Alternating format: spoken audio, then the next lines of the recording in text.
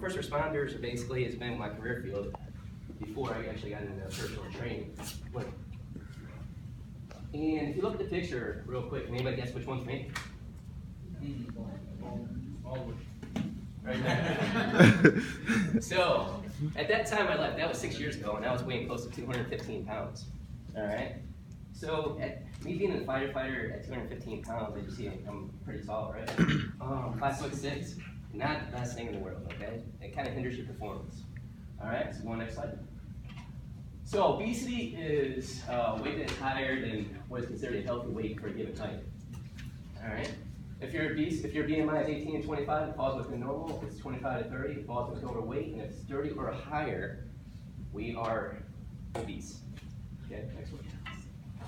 All right, 6 dimensions of wellness. I'm not going to really touch on too much of this. I'm going to touch on 3 of them. So we have physical, emotional, intellectual, social, spiritual, and occupational. Next one. And I want to talk about how obesity affects the 6 dimensions of wellness. We're going to start off by physical. These are the traits I want to go over. Physical is the ability to maintain a healthy quality of life that allows us to go through daily activities. So when a person starts gaining weight, the individual gains weight and has an overall higher fat percentage body composition, which slows us down and actually leads into disease and all kinds of other stuff.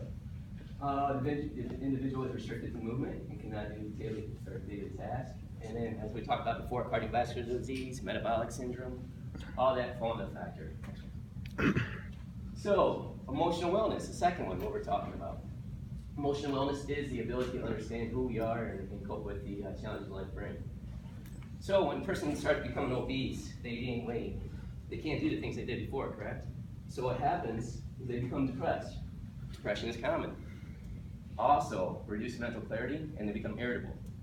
All right? And then a pessimistic personality, so they're not really seeing life the same way. Next one. Social wellness is the ability to relate and connect with other people in our world. So when a person becomes obese, social isolation is common. And many of the reasons because of this is because they don't want to do anything because they are depressed, which we talked about before. Their mental mindset, which is pessimism, and perception of life, and they are very, very irritable.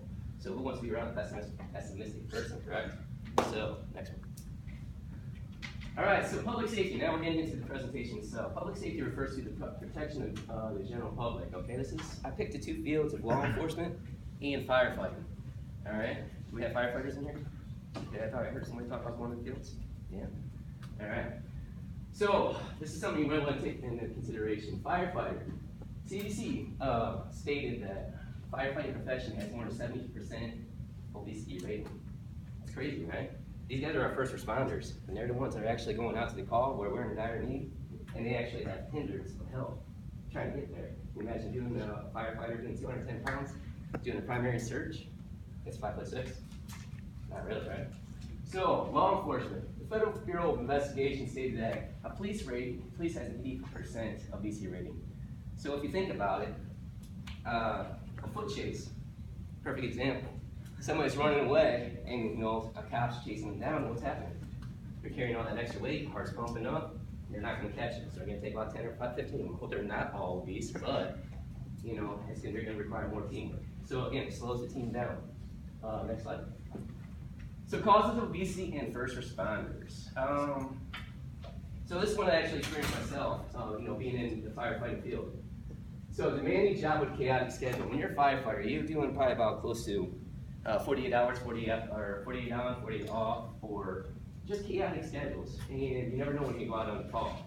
So therefore, you can't really have time for a regimen. You can't have the time for a workout regimen or, sleep, because you might be going out in the middle of the night or something like that. Sleep patterns can be disrupted.